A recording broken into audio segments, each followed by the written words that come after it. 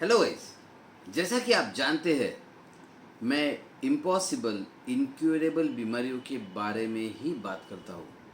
जी हाँ, advance health में हमने एक स्पेशलिटी बना के रखी है कि जो भी बीमारियाँ असंभव लेबल की गई है या जो भी बीमारियों के बारे में कहा गया है ये बीमारियाँ कभी ठीक नहीं हो सकती, हम सिर्फ उन्हीं बीमारियों का इलाज करते हैं। तो अभी सिर्फ इन्हीं बीमारियों का इलाज करते हुए अभी 25 साल हो चुके हैं। 25 साल का ये अनुभव, उसका एक निचोड़ मैं आपको बताने जा रहा हूँ कि किस तरह के लोगों को सही में फ़ायदा होता है और किस तरह के लोगों को फ़ायदा नहीं होता या कम होता है। तो ये इन्फॉर्मेशन आपके लिए बहुत इंपॉर्टेंट रहेगी। चलिए, तो मैं doctor Ravi Vairagade, genetic health transformation expert और माइंड ट्रांसप्लांट स्पेशलिस्ट, आपको बताने जा रहा हूँ कि किन तरह के लोगों को असंभव बीमारियों में भी फ़ायदा हो सकता है और किन तरह के लोगों को फ़ायदा नहीं हो सकता। वैसे इसमें काफ़ी सारी बातें होती है, बट उसमें से एक इम्पॉर्टेंट चीज़ मैं आपको बताने वाला हूँ। आमतौर पर हम नॉर्मल लाइफ में भी अगर देखते हैं तो सक्सेस, जैसे फॉर एग्जांपल सचिन तेंदुलकर, ये बहुत सफल क्रिकेटर है। नॉर्मल लोग बहुत सारे हैं, बहुत सारे ऐसे क्रिकेटर हैं जो कुछ गली में क्रिकेट खेलते हैं। कुछ लोग ऐसे हैं जो एक लेवल पर, स्कूल लेवल, यूनिवर्सिटी लेवल पर खेलते हैं। कुछ लोग उससे ऊपर जाते हैं, कुछ लोग और उससे ऊपर जाकर रणजी खेलते हैं, कुछ लोग देश के लिए खेलते हैं, राइट। तो ये जो लोग ऊपर बढ़ रहे हैं, आगे बढ़ रहे हैं, इनका कौन सा कैरेक्टर है, वो क्यों बढ़ते हैं, उसके पीछे पर्पस क्या है। आप कहेंगे सर लगन है, मेहनत है, बिल्कुल बराबर है, इसके बिना तो संभव ही नहीं है। लेकिन सबसे ऊपर अगर जाना है सॉरी, सबसे ऊपर जाना है तो इनके पास एक कोई ना कोई मेंटर या कोच होता है और ये उस मेंटर और कोच के लिए कंप्लीटली सरेंडर करते हैं। अगर इन्होंने कंप्लीट सरेंडर नहीं किया उस कोच के लिए या उस मेंटर के लिए, तो वो कोच या मेंटर इस खिलाड़ी में से सबसे बेहतरीन स्वरूप नहीं निकाल सकता। That coach can not take out the best version of him, best version of the player. तो ऐसे ही बात एक्चुअली हर जगह होती है। आप अकेले अगर आगे बढ़ रहे हो तो कहीं ना कहीं किसी ना किसी लेवल पर आप ज़रूर रुकने वाले हो। लेकिन अगर आपने डिसाइड किया कि कोई ना कोई कोच है, मेंटर है, गाइड है, किसी तरह का इंस्पिरेशन है, कोई एक आपका माइंड लेवल पर एक आइडॉल है, देन डेफिनेटली आप किसी भी लेवल पर जा सकते हो। लेकिन आपने अगर कंप्लीट सरेंडर किया तो। हेल्थ केयर में जब मैं देख रहा हूँ तो मैं देखता हूँ कि काफ़ी सारे लोग जब यहाँ पर आते हैं तो उनका एक अपना थिंकिंग प्रोसेस होता है, अपना एक बिलीफ सिस्टम होता है, उनका एक नॉलेज लेवल होता है, उनका एक अवेयरनेस लेवल होता है और वो उसी अवेयरनेस लेवल से ठीक होना चाहते हैं। ध्यान से सुनना, वो उसी अवेयरनेस लेवल से ठीक होना चाहते हैं। मैं आपको बता दूं ये असंभव है। मैं रिपीट कर रहा हूँ, ये असंभव है। देखिए, जिस सोच ने, जिस बुद्धि ने, जिस बिलीफ सिस्टम ने, जिस थॉट प्रोसेस ने आपकी बीमारी को जन्म दिया है या उसे बनाए रखा है, अगर आप उसी थॉट प्रोसेस से जाएंगे तो वो बीमारी को रिवर्स नहीं कर सकते। इसके बारे में एक बहुत ही बड़े साइंटिस्ट ने कहा है, मुझे नाम नहीं पता, बट उन्होंने कहा है, शायद शायद अल्बर्ट आइंस्टाइन। उन्होंने कहा कि आप जिस मेंटल लेवल पर बीमारी तैयार हुई है, सेम मेंटल लेवल पर रहकर आप बीमारी को ठीक नहीं कर सकते। ये उन्होंने बीमारी के बारे में नहीं कहा। उन्होंने कहा you can not solve the problem by being at the same mental level which created the problem. मैं इसे हेल्थ में शिफ्ट कर रहा हूँ। यू कैन नॉट क्योर और reverse a disease by being at the same mental level which have created the disease. तो जिस level पर आपकी बीमारी तैयार हुई है, अगर आप उसी लेवल पर रहेंगे तो आपकी बीमारी ठीक नहीं हो सकती, आपकी बीमारी रिवर्स नहीं हो सकती और आपकी बीमारी में आपको बड़ा बदलाव नहीं मिल सकता। आप कहेंगे सर कैसे पॉसिबल है? चलिए मैं एक एग्जांपल देता हूँ। सपोज कोई व्यक्ति है, बहुत टेंशन लेने की आदत है, बहुत ज़्यादा, मतलब वो हमेशा स्ट्रेस लेता है।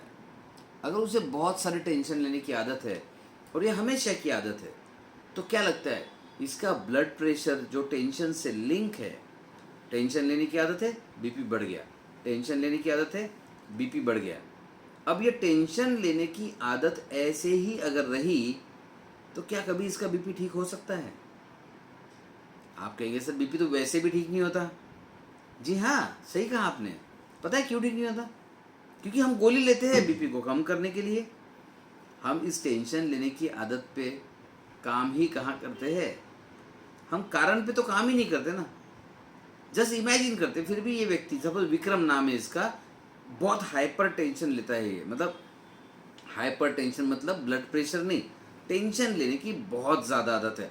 हर छोटी बात को बड़ा बनाकर सोचता है, टेंशन लेता है, घबरा जाता है, पैनिक हो जाता है, तो इसका बीपी बढ़ गया। अभी डॉक्टर के पास जाके गोली लेके आएगा, बीपी कम हो जाएगा, खत्म नहीं होगा। लेकिन सपोज अगर ये किसी हम जैसे डॉक्टर के पास आ गया जो जड़ ढूंढते हैं, तो अब आप कहेंगे सर स्वभाव की तो कोई दवा नहीं होती ना। होती है? जी हाँ, होती है। तो हम इस स्वभाव पर काम करके इसकी बार बार टेंशन लेने की आदत को ही खत्म कर दे और वो रिलैक्स होना शुरू कर दे। देखिए, टेंशन की आदत से बीपी बढ़ा था, टेंशन की आदत तो खत्म हो गई, अब बीपी का क्या होगा? और अभी भी इसमें भी कुछ लोग ऐसे रहेंगे, नहीं नहीं सर वो तो बीपी बढ़ गया सो बढ़ गया जिंदगी भर के लिए। भाई ऐसा नहीं होता।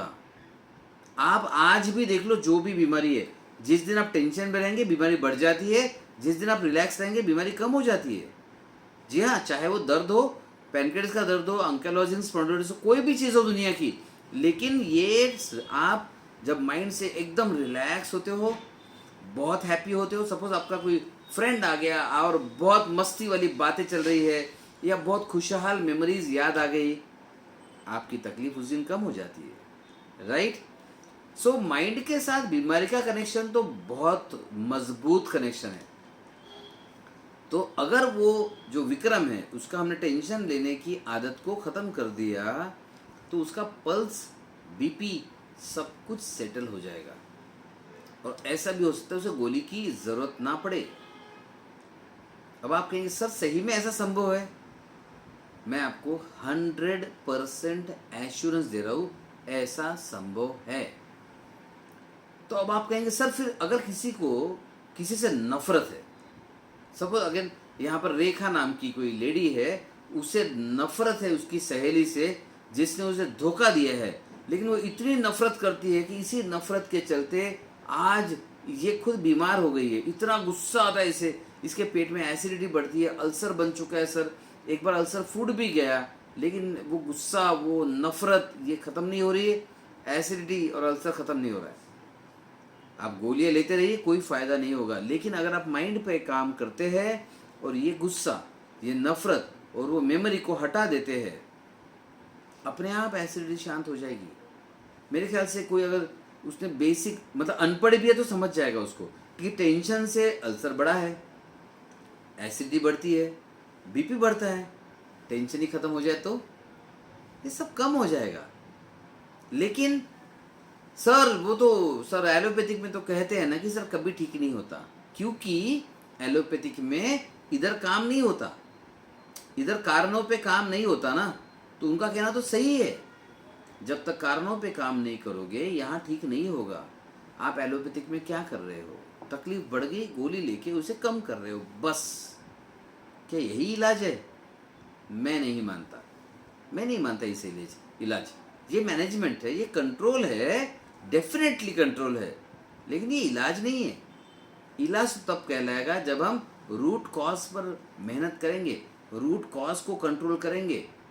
चाहे कोई भी बीमारी हो, बिना कारण के नहीं हो सकती। मैं तो हमेशा कहता हूँ, एक पेड़ का पत्ता भी बिना कारण के नहीं हिलता, आपकी बीमारी कैसे बिना कारण के आ सकती है, राइट? सो अगर पेड़ का पत्ता बिना कारण से नहीं हिलता, आपकी बीमारी भी बिना कारण से नहीं आती। और अगर आपकी बीमारी का कोई कारण है और आप ढूंढ नहीं रहे हैं और उसे बदल नहीं रहे हैं, तो सोचिए आप खुद के साथ कितना बड़ा गुनाह कर रहे हैं। मैं चाहता हूँ कि आप सोचिए आप कितना बड़ा गुनाह कर रहे हैं।